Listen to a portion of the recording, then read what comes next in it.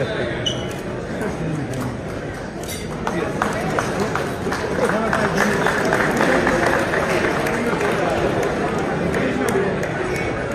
φορά θα μιλήσω από εδώ.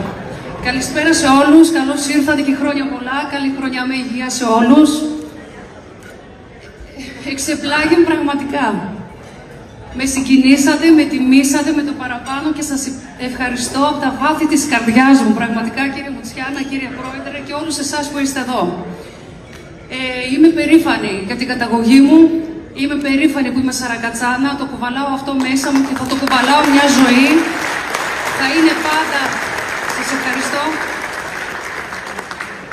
θα είναι πάντα η βάση μου σε ό,τι κάνω στην πορεία μου και δεν ξεχνώ ποτέ από πού ξεκίνησα και ποιος ήταν ο κόσμος αυτός που με αγκάλιασε στην Ελλάδα και άνοιξα μετά τα φτερά μου για όλο τον υπόλοιπο κόσμο και για όλη την Ελλάδα. Σας ευχαριστώ, δεν σας ξεχνώ, σας ευγνωμονώ πάντα.